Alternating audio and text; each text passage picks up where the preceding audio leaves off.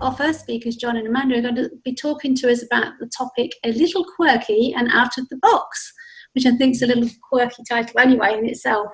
So just to give you a little bit of background, I'm not going to read out bios and stuff. You can see those on the website.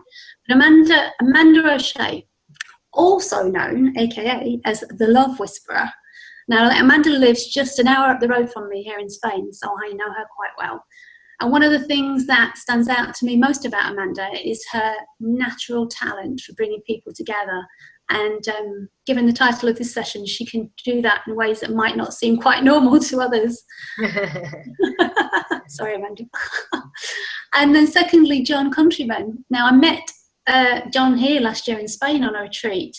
Lovely guy. He's just moved actually from Georgia in the USA, and he's moved to Virginia. And so one of the interesting things about John, he's been on this the quirky call, is he brings his experience or shares through his acting drama world, if you like. So that might give us a clue to what he's going to be talking about today. He's had over 40 years of experience doing that too. So I'm going to hand over to Amanda now, and really, Amanda, just love you to share with us, I guess, a little bit of your background and how you've ended up on the call with us today. So, cool, thank you. Thanks, Sheila. And good to see you, John. Yeah, what an honor to be nominated, and an honor to be here on this call. So my story comes actually via Sheila Massand. You introduced me, Sheila, about 2012, so about 4.5 years ago, to this understanding. And what I love about talking about communities today is that I guess I came along to a talk that Sheila had organised because I just wanted to support Sheila.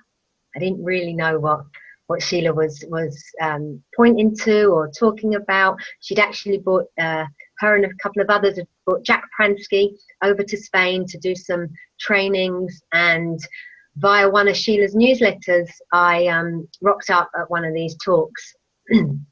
And it was great, and it was lovely, met new people, loved what they were saying. I think I was, back then, I sort of saw it as being, they're talking about stuff that's similar to all the other stuff that I've already done. So I got a little bit caught up in that at first. I think it reminded me of The Secret, or it reminded me of something, or it reminded me of Louise Hay, or it reminded me of all these things. That's what I thought at the beginning, and I kind of missed it. That's the truth. I kind of missed it. But it was really interesting for me. I did this hour's talk, Jack Pransky. It was great and wonderful. Loved his voice. Loved the vibe in the room. And I went away, and I guess I spent a year just hearing the 3 principles. I didn't actually even remember what they were. I remember they talked about thought, and it was interesting for me because I spent a year mentioning these 3 principles to everybody. Like, any time that anybody was talking about thinking, I was like, why don't you check out the 3 principles, or check out this Jack Pransky, or check out this. And one day I just thought, why don't you check it out yourself? And before I knew it, there was another talk coming up from that Sheila had sent me via one of her newsletters. Come, there's a Jack Pransky's back in town, and come to one of his talks. And I did. That was a year later. I think I'd read one of Jack's books by then, or half of one of Jack's books, and that was me then. The next talk I went to, I heard something, and from there on, it's been a wonderful, wonderful journey. And yeah, that was my introduction, if you like, to this understanding.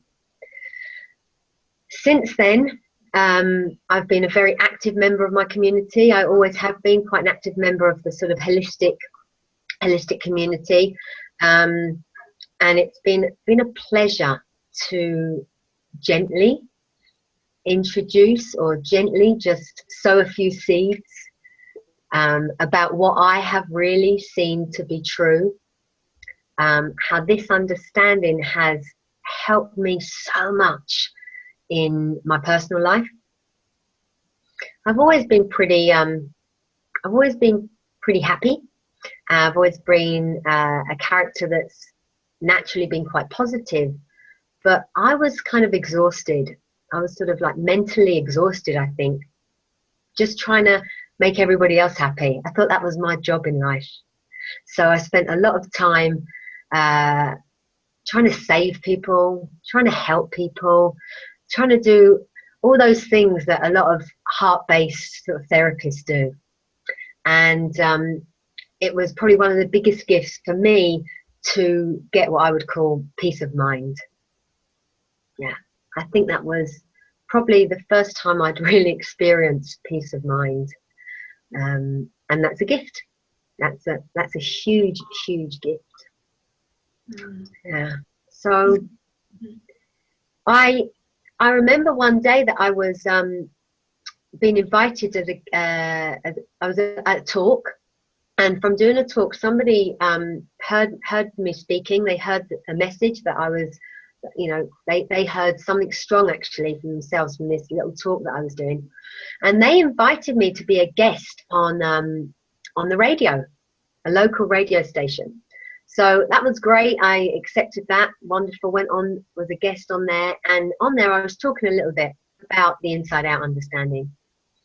And the owner of this radio station was listening in, and he heard something really, really beautiful for him. In fact, his message was that he could feel the love and see the smile behind this voice that he was hearing. And it's just funny, isn't it, how one thing leads to another, and the next time I saw this radio owner, the guy who owns the radio station, he offered me my own radio show. So, that's pretty cool, right? Just to be, talking about something that you feel passionate about. You don't really know who's listening. You don't ever know where it's going to lead. And he said to me, yeah, I would love you to have a radio show, and you can call it the Love Show, or you can call it whatever you would like. So I chose to call it Happy Hour, and that's a 3-hour radio show. It's on every Friday evening. So we talk a lot about the Friday feeling. It's getting ready for the weekend, and I'm just gifted that I was able to play what music I like, talk about what I like. The Serendipity Experience, my business sponsors that particular radio show, so we're really, really lucky. And through that radio show, it's just been amazing of the contacts or people that have been able to hear something. I have a free range to bring guests on, so I've been able to bring on guests, and especially guests that have this understanding, so that we can sort of share together. And that just came from me just having a chat, just having a chat and speaking from the heart and talking about something that I really, really see to be true for myself. So you never know where these little chats go. You never know who's listening, and you never know what they're hearing. And where that can lead, it's great. It's great. You've been a guest on the radio. Yeah. I have a long time ago. Yeah, I love that. Thank you. It's I love this how serendipitously you ended up on that radio show. Now you've got your own radio, radio where you can do what you want. It's brilliant, and that's one of the, I suppose, out of the box quirky things that you do. I'm going to come back to you. But I want to hear from John. I'm going to ask you the same question, John, if I can. Kind of a little bit of your journey, just so people get a background of who you are and how you've ended up here where we are today. Sure. Thanks, Sheila. I like Amanda, I'm very honored to be a part of this telesummit, and for that matter, very honored to be a member of the community that is directing their attention to the inside out understanding. So to answer your question, I came to this, I had been a coach, trained the traditional way, using techniques and strategies to get results from clients, and in turn, sharing techniques and strategies that they could apply themselves. But at a certain point, and this would have been, I think, early in 2012, because I was a coach, I picked up a book by Michael Neal called Super Coach. Michael was actually in a transition himself then from doing primarily neuro-linguistic programming kind of coaching and some other kinds of coaching. And he was in transition himself. That very quickly led to his next book, which was called The Inside Out Revolution. And that was really my introduction to what's variably called the inside out understanding, the three principles, the single paradigm now, and so on. And I was hooked. And so I abandoned the approach to coaching that I'd been practicing for a couple of years, and threw my lot in with this understanding.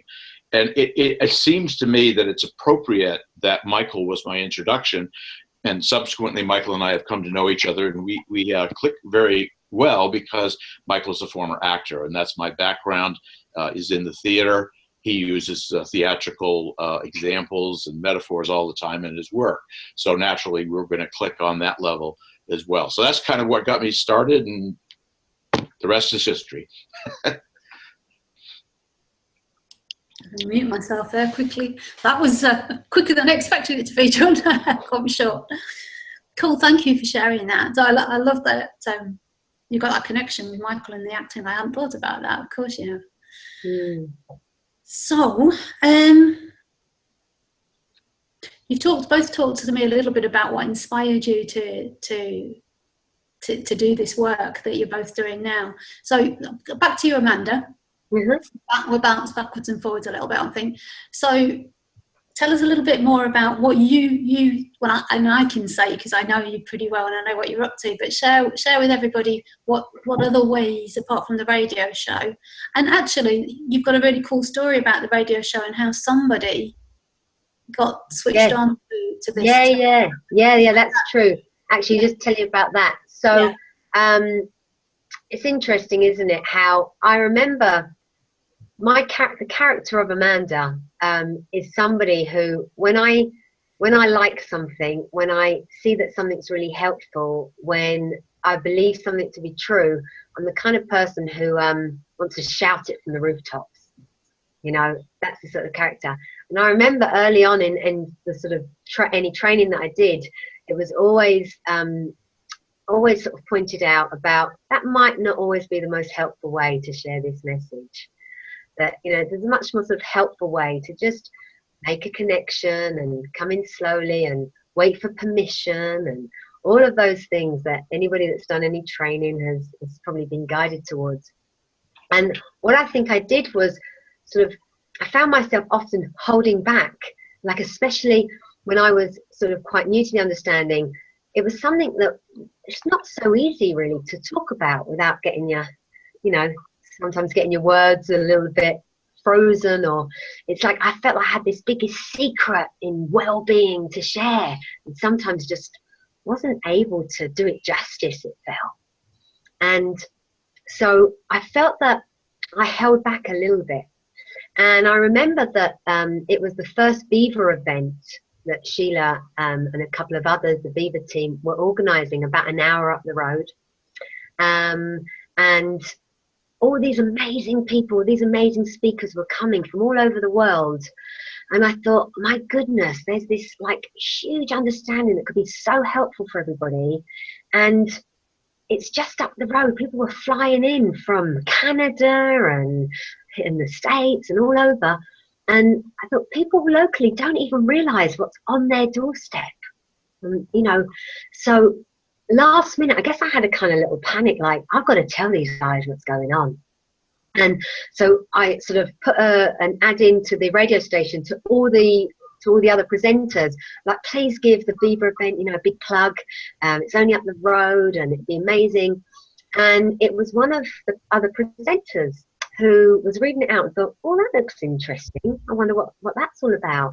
She just happened to be, had gone through a lot of, she's a counselling psychologist, so she'd done all her psychology training, and she had sort of left that world because she found that, I don't know, the way that she had been taught, or the way that she was working, wasn't really working for her, and she pulled back a little bit, and she was doing some other stuff, and the radio presenting was one of those, and she was like, oh, I might go to this event myself, and she was only able to come for one morning. Like, it's a 3-day event. She was able to come for one morning, and she was saying when she got in there, she sort of thought, oh, I don't know if this is for me, you know, the way these guys were talking, and everybody was talking so slowly, and she said everybody looked so beautiful, and she had this sort of like, oh, I think you know, this isn't my cup of tea.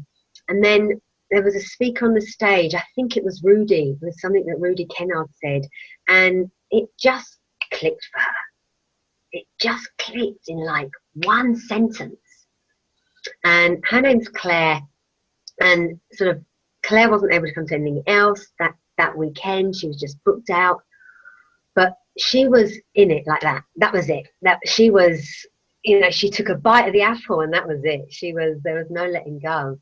That has been huge for Claire. Claire and I now work together. She's gone back into her work. She is now set up a, you know, Costa Blanca counselling. She works with the Serendipity Experience. She is now writes for the radio station. They've also got a magazine, a monthly magazine, and she is like we call it Dear Claire, like the problem page. So she has this sort of problem page that she answers from this understanding. She was in it so quickly. It was really like, you know, like she had this huge moment. What's been really interesting speaking to Claire now, which is a couple of years on, is that just because that happened for Claire, she's had a client recently that's been like 10 months, and they're, you know, they've seen something and then they don't see it, and then they see it and then they don't. And just the other day, after 10 months, this client turned around and said to Claire, I don't know why I've been resisting you for 10 months. She saw it in a very different way, very, very, very, very slowly. So that was lovely, you know, that I put that invite out to the viewers, or to the listeners, sorry, of the radio station, but it was actually one of the radio presenters that took up on it, and that really heard something. So again, it's just, you know, you just don't know. You just don't know who's out there, or where it's going to go. And that's what I kind of feel like I would love to encourage people, is when the enthusiasm is there to share and it feels right, I don't think that there's a right way to do it or a wrong way to do it. That's how, for me anyway, when the enthusiasm is there, just let it happen. You know, I love our little title, a little bit quirky and out of the box, because that's what people have called me for years. You know, I have this kind of run from normality. I always have done. So it's like, if everybody else is sharing it that way, well, I want to share it in a different way. Or if somebody tells me not to do something that way, if Jack Pransky is listening, he's going to be really laughing. But if somebody else, you know, guides me, this might not be the best way. It's kind of like that naughty littleness in me, that naughty girl. Don't tell me not to do it, because I'm just going to do it. It's just my character. But you know, I do things like I've got a camper van, like the old Volkswagen Combi style, you know, camper van. There's a bit of a hippie in me, bit of a hippie in everybody, I think. But I do stuff like coaching in the camper van. People love that. I do things like full moon walks and mountain walks, and take people to just, I don't know, off, you know, I take them off piste. I want to go take them somewhere quirky, take them to somewhere maybe that they've never been before. I love working with people. Sometimes we talk about what's on your bucket list. You know, why don't we go and do something, like have a session, have a coaching session, and combine that with something else, something you've always wanted to do, or one of those places that you've always wanted to go to, but you just don't end up going there. So that's the way that just kind of, I just like to make it fun, right? It's like, I'm a bit of a fun bunny. So I like to go deep, but I like to keep it light and work with love and light. And yeah, we've had some sort of really quirky walks and funny events happening. I also run something called Happyology. That's just a name that I gave to the little gatherings that I do. So what I love about Happyology is I kind of like to just have a chat around around the dining table.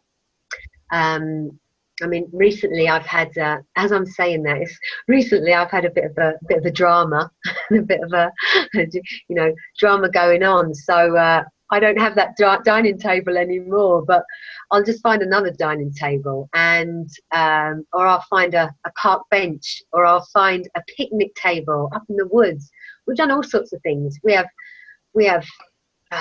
nights on the beach looking up at the stars, having a chat, to picnics, like set up like a little kind of Alice in Wonderland fairy tale, kind of picnic, just chats.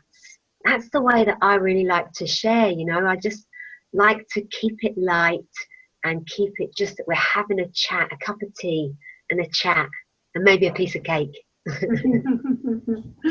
love that, Amanda. Thank you. I mean, thank you. You shared loads there, but I think the thing that strikes me is that especially the story about Claire, that ripple effect. Just one person and then somebody else and then somebody else. Just that ripple effect. I love that how that happens. And we can never know, can we? We can never know how far that ripples, where those ripples go, because we don't know what's going on in everybody's lives.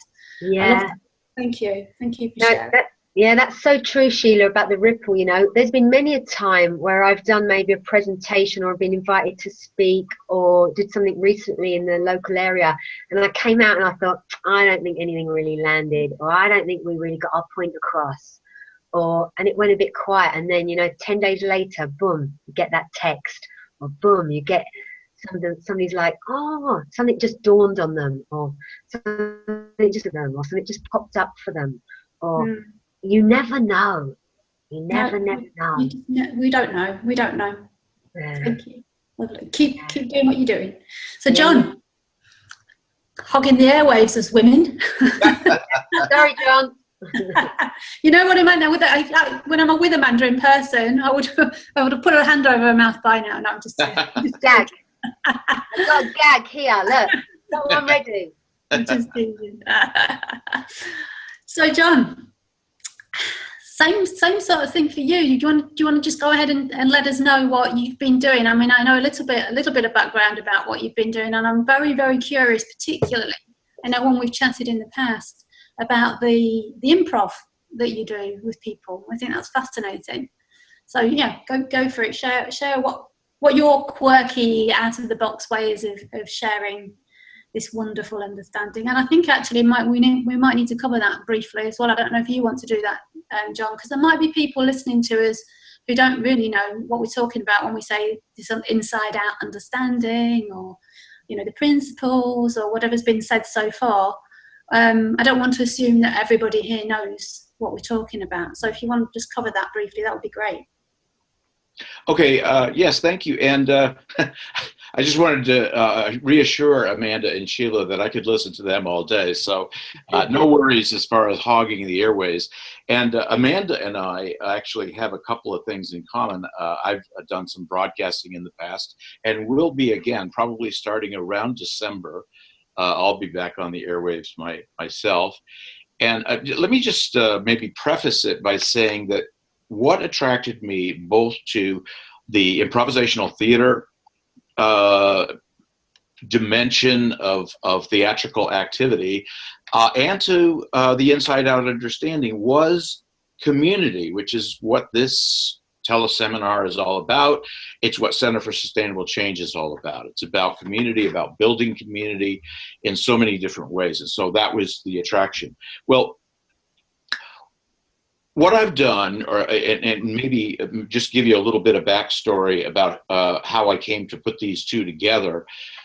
I am working on a book called Acting from the Inside Out. And I began to notice that I was drifting more and more to talking about improvisational acting. And so I pulled back from that a little bit and began to say to myself, well, this is something that I might be able to bring to the table that not a lot of other people do bring to the table. And that is that there is a lot of things that improvisational acting have in common with the inside out understanding. And by the way, I'm not the only one who is bringing the inside out understanding to improv folks or improv folks to this understanding. There's a gentleman by the name of Nathaniel Montgomery in Ohio, really just up the road from where I live. He's got an outfit called Nathaniel Montgomery Coaching, and he offers improv classes all the time. And when he's there, he talks to them about the principles, and very often some of the people who work with him in his studio will become clients. So what I wanted to say about that, I was working on this book, and basically what I was going to say in the book is this, that before an actor sets foot on the stage, often there's a fair amount of performance anxiety that takes over in their life. During the performance, it's very easy for a performer to get up in their head, become very self-conscious in front of a group, and to struggle as a consequence. And after a performance or an audition have finished, it's not uncommon for an actor to second guess what they did, experience a lot of regret, and kind of beat up on themselves for being less than perfect in their own eyes with the performance. So that was going to be what I was going to talk about. I was going to talk about how the inside out understanding is predicated on the basis that we all live in our own separate thought-generated reality. And that's a good thing, actually, because it means that we are not the victims of our circumstances. We're not subject to the circumstances in the outside world, because it is our thought that is in fact creating our experience. It's very liberating, and I can't give a small micro class about the principles right now, but if the principles, what we call the three principles, is something new to you, there are tremendous resources out there. There's all sorts of resources now.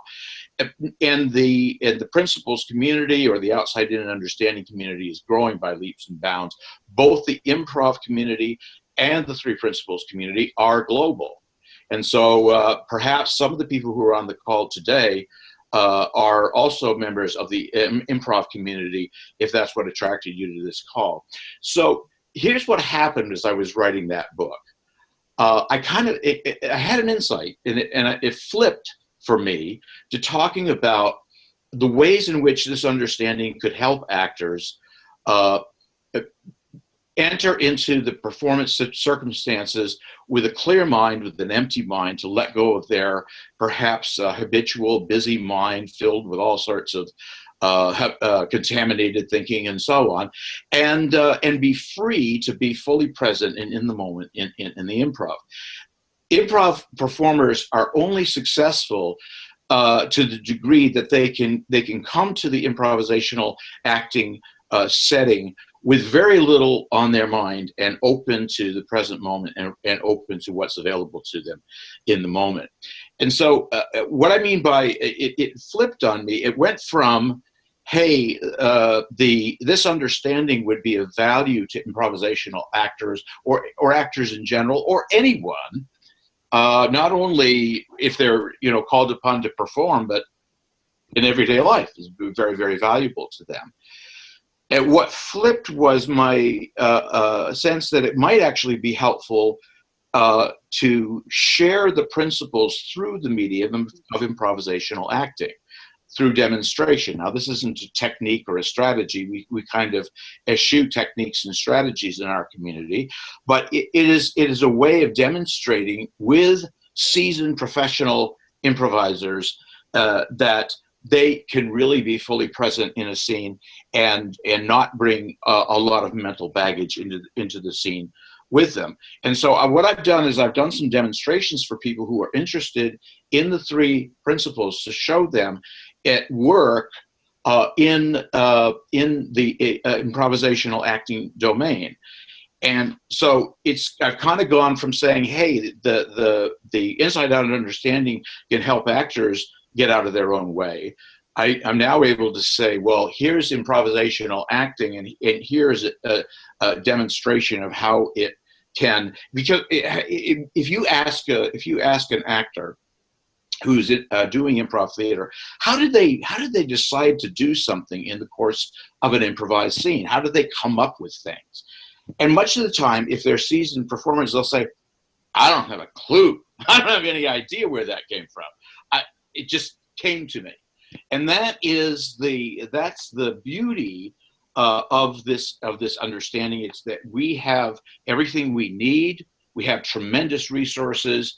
We have the ability to experience insights with a quiet mind, and that what in the principles community we call mind is an infinite possibility and potential for fresh thought. And fresh thought is so compelling on the stage in improvisational acting. So I have a blog coming up, and the broadcast that I mentioned will be sort of a companion to the blog. And the blog is called Everything's an Offer, which is a mantra in the improv community. Everything is an offer means that whatever shows up for you is something that you can both acknowledge and cooperate with and build upon, whether it's in your own interpersonal life or whether it's in a more formal setting like the stage. So my blog will be called Everything's an Offer, or another way of putting that might be to say everything's an opportunity. And if you're open to it and you get out of your own way and you don't have a busy mind, you can build upon that. And the tag that we all use all the time is the phrase yes and. Yes and means that whatever shows up for you, you cooperate with it. Don't necessarily agree with it, but you cooperate with it so that you and your scene partner or you and your client are on the same page and are doing essentially the same thing. The and part of it means that you build upon that you use that what offer you've encountered, you build upon that in the scene. What are some things that are similar in the world of improv theater and in the principles? Well, relationship is key. Building relationship, building connection with another person. Powerful listening. Amanda mentioned Jack Pransky, and he talks about coming to the client's occasion as an empty vessel. Well, that's what improv people have to be able to do too, with very little on their mind. In both in improv and in the inside out understanding, there needs to be a willingness to be changed by what you're experiencing, and that's true in a coaching situation. That's true both for the coach, for the client, and the coach. You and your scene partner, or you and your client, are co-creating something, and you in both cases are not attached to any particular outcome to what you're going to do. You have a willingness to let go of control and trust that there is a higher intelligence that's available to us at any time if we can get out of our own way. And the other thing I like, I guess, about both the inside out understanding and improvisational acting is there aren't any rules. Neither of them are dependent on pre-planning, specific techniques or strategies, specific outcomes. Really, you show up, you respond in an immediate way to what has shown up for you, and you build upon that.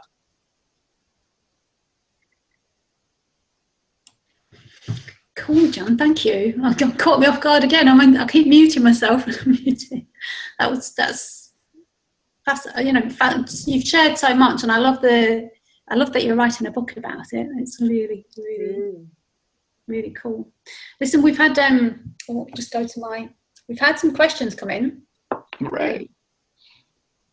Don't know how I've done that. Messenger seems to have done something. Okay, let me check here. An anonymous question says, just let it happen, sharing the understanding. Does that mean for you that the trainings are something you can do but don't need to do in order to share the 3 principles? I don't know. I think that came through before John started talking, so it might be for you, Amanda, but either one of you can answer, so go for it. Do you want to answer to that, John? Yeah, sure. Just let it happen basically means that, you know, Amanda, you used the word permission, and I think that's very applicable to what I'm talking about too, is that the improv actor or the client or the coach or the facilitator or whatever have given themselves permission to be open and responsive rather than reactive to what's happening, to what they're experiencing, and allowing things to evolve and unfold in their own way in their own time. Yeah, I mean, what popped into my head as I heard the question was, it was so helpful for me that I went quite early on into the training. I mean, I sort of went early on into a extended professional training, and that was so helpful for me, the training that I did, because there just seems to be a bit of an art to it. You know, there's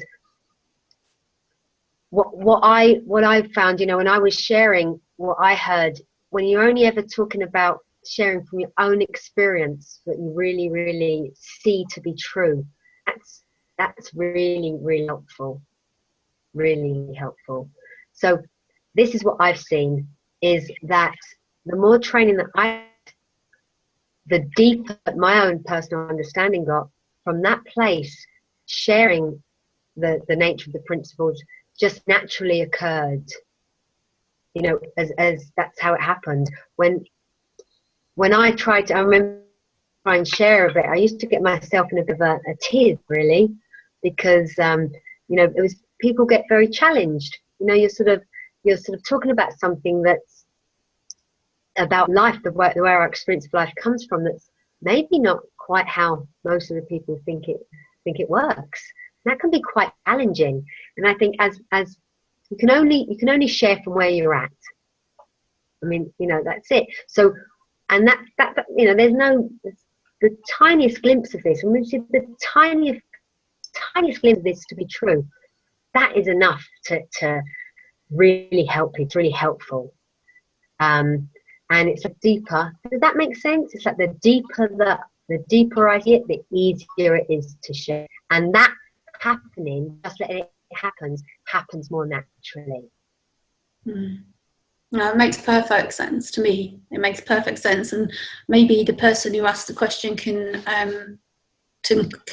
type into the Q&A and see if that helped, if that helped at all. Yeah.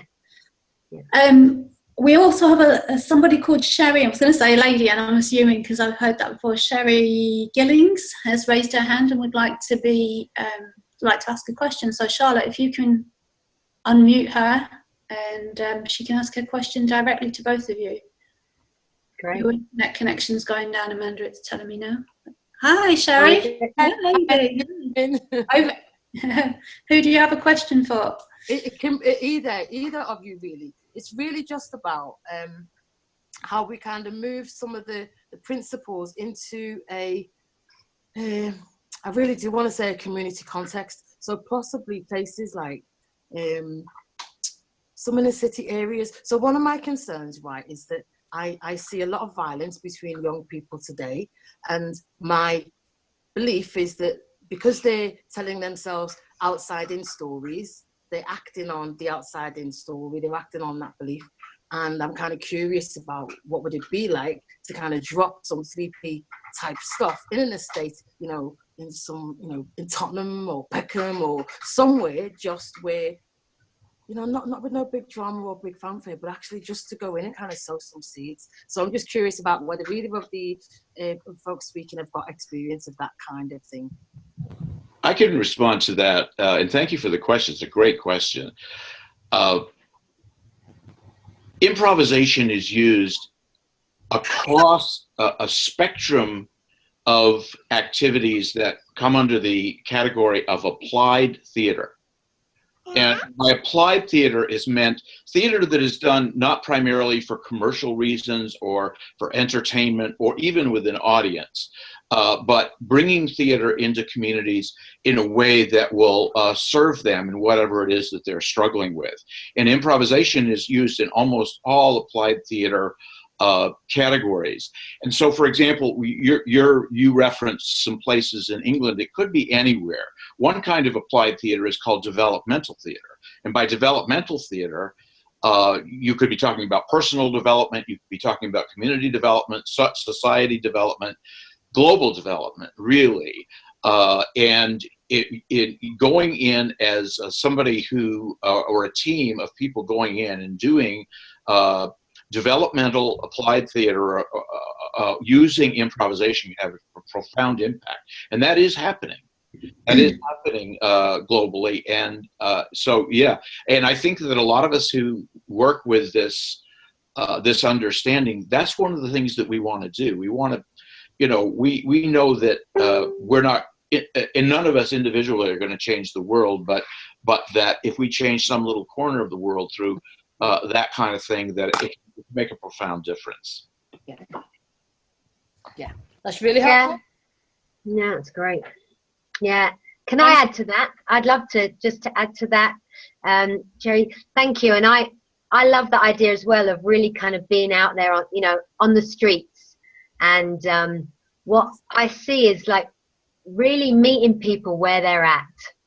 So when sort of sharing in that kind of community, if we can just really meet people where they're at, talk their language. And, you know, sometimes I think in the earlier days when I was trying to share, I was quite caught up in this new language that I took on board, and talking about paradigms and insights and consciousness, and, you know, and actually these days I find that more I'm just talking to people in their language, where they're at. And, you know, as long as I'm sort of there, like John mentioned earlier, as an empty vessel, and there's some sort of something happens there. There's some sort of kind of like mirror thing happens, or the only person that needs to be present in that moment is us, and other people just pick up on something. They pick up on that, on a feeling. And so keeping it simple, I think that's what I want to say. You know, when we're out there on the streets, literally, we can just keep it simple. Just when we're in the feeling, if we're in the feeling, other people pick up on the feeling, regardless of the vocabulary we're using. And that's what I've felt most helpful in the community.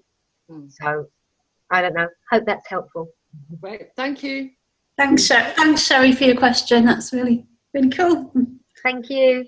And the little one, thank you. And thank you guys for answering that. Yeah, and you know, when you talk about in the feeling, Amanda, I guess, really, do you want to explain what you mean by that? Because some people might not really understand what you mean by that. And then there's another question that I want to ask as well. Sure. Well, you know, I love to talk about love. So that feeling, that magicness of life, for me, there's just this feeling that occurs when I feel I'm in a good space, or there's that sort of good energy around. When there's sort of clarity, there's this feeling that's behind the words, behind the, you know, the explanation. Sometimes I think we use too many words. I think even, you know, I see myself how I've overcomplicated it. You know, when I just want to feel the love, really. I mean, and I guess that's my intention when I'm with anybody, or with a group of people, or just one-to-one. It's just sitting into that space, and that feeling is just there, and it just feels good. And people warm to that. Warm to that sort of connection. I think that's when I'm talking about there, that sort of thing. It's just the connection, seeing the oneness, meeting people, you know, seeing that we're all one, right? If people are coming with their issues or problems that are apparent problems, just feeling that oneness, that's what I guess I'm talking about. Thank you for clarifying that. I just wondered if people would know. So a comment for you, Amanda, from Eric Weaver says, Amanda, this conversation, chats over a cup of tea, is very similar to methods developed academically titled World Cafes, where, oh, it's disappeared. Disappeared off my screen. I'll have to go in another way. I was reading it in a second. Entitled World Cafes, where little tables chats is more defined to allow sharing new insights. And so he says, we're developing this more professionally now to have a website called worldcafe.com. Brilliant. And then we've got, for you, which I think is for you, John, Pete Bailey asks, I don't know if it's tongue-in-cheek or whether it's serious, to be honest. He says, well, should I treat life like a movie and just improvise? It's not tongue-in-cheek at all. Well, maybe tongue-in-cheek, but I don't receive it that way. I mean, one of the first things that I say is, okay, you show up, you respond to what happens in the moment. There's that spontaneity, there's that living and that feeling that Amanda's talking about. That's a very good description of improvisational theater. It's also a very good description of life. None of us know how things are going to turn out from moment to moment. We're making it up as we go along, but we're making it up based on our best sense, whatever level of consciousness we bring to it, and our best sense of what would be fitting and appropriate in the moment. And so, yes, in fact, I have a little program that I call Life is an Improvisation, and that is so true. That, for example, earlier in this call, we ran into some technical problems, and I never had any concern about that at all. And I know that Sheila and Dave Nichols really didn't either, because we are very resilient and have a profound capacity to adapt and adjust to whatever shows up for us. And that's the improvisational spirit. And that's what one of the primary things that improv theater and this understanding have in common. Yeah, because I mean, improv is I hope that answers your question. So, but improv is, I've heard, it's not something I've ever tried myself, but I've heard that it's quite scary. Like public speaking, is that, I can't remember what the numbers are, but it's like the majority of people would rather stand naked in front of an audience than speak. It's that. I hear that a lot, and you know what? Are you nervous about what's going to happen a half an hour from now? Are you really caught up and concerned about what's going to happen tomorrow? Are you concerned about what's going to happen in the next 30 seconds?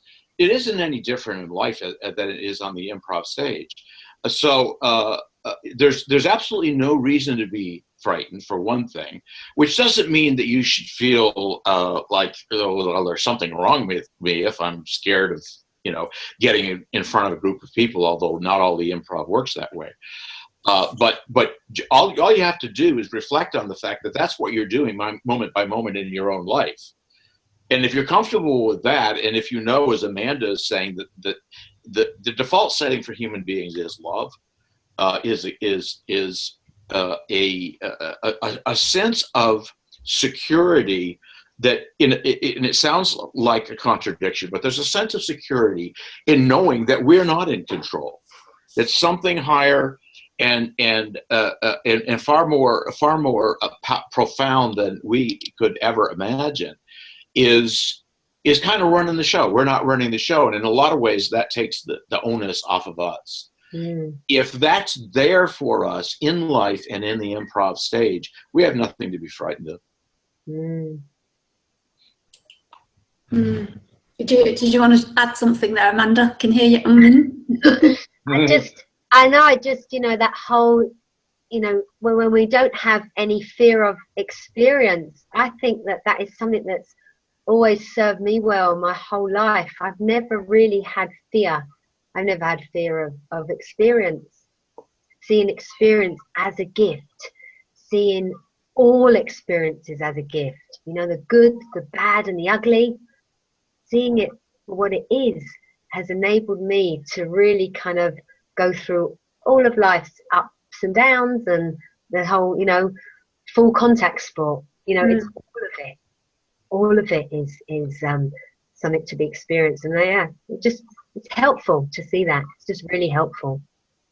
I think people say that about improv or maybe other kinds of stage work or public speaking or what have you, Sheila, because they feel, well, yeah, won't I be very vulnerable in that sort of circumstance? Yeah. And what you learn as you train in the principles and as you train in improv theater is that there's a lot of strength and vulnerability because people can connect with it. They can see your humanness. They see that you're just like them, as Amanda says. We're all in it together, and we're all doing the best we can.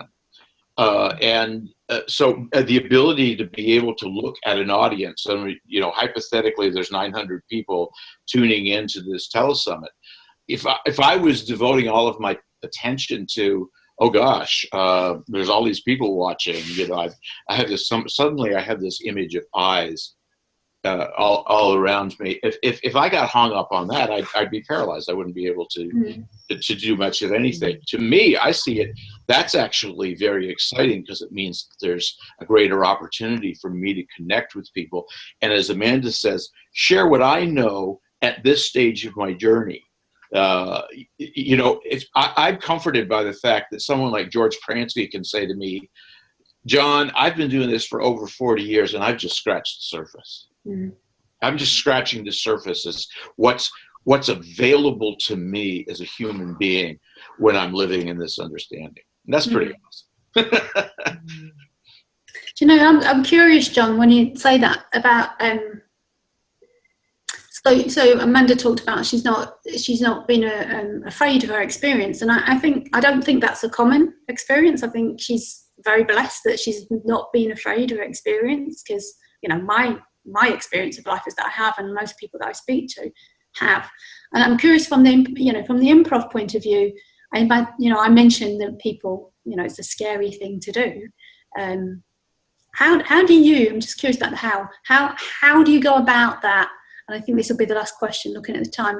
How do you go about that, helping people get past that with the improv?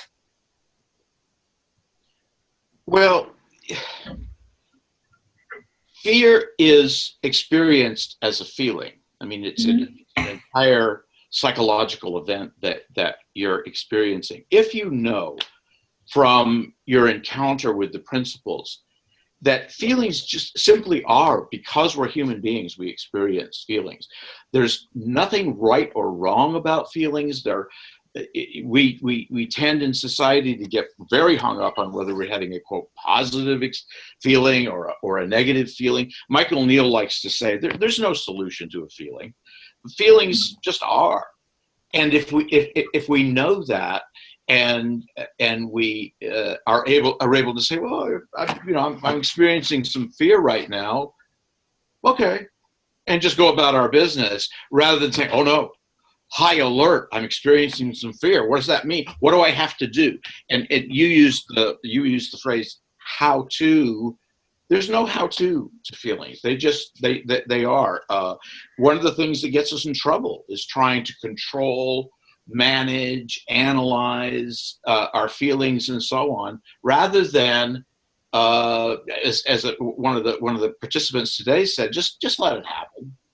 It used to be when I was younger, I experienced panic attacks. Didn't have anything to do with being on stage, and I was really intrigued by the fact that when I fully accepted the fact that I was panicking, fully accepted the fear that I was experiencing, well, that it very quickly became if not necessarily an ally, just a reminder of my humanness, and it very quickly became much less severe and crippling. When I thought it was real, and I thought that I needed to do something about it, then I was in trouble. But when I realized that there was nothing to do, and that it would pass, and with another thought, a new feeling would emerge, a tremendous amount of comfort kind of swept over me. And I haven't had a panic attack since I want to say 1971 was the last panic attack I had. But I went through a period of 2 or 3 years where they were fairly common. And I read something that said, just lie down wherever you are, just lie down wherever you are and say, do your thing, panic, do your thing, fear. And it sounds counterintuitive. It is counterintuitive, but that's how it works. Mm. Thank you, John. I love that answer. That's really, I think that, well, I personally think that's really helpful. So I'm looking at the time. I've got another call to do today, so we're going to wrap up on time. And I've got a few things I would like to share with everybody. So, I'm going to say thank you. I'm going to say goodbye to you, but honestly, Amanda and John, thank you so much for your time today. Thank you. Thank you. Being your quirky selves and your out-of-box selves here for us.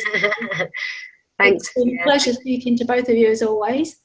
Thanks to all the people who showed up and had to listen to what we had to say.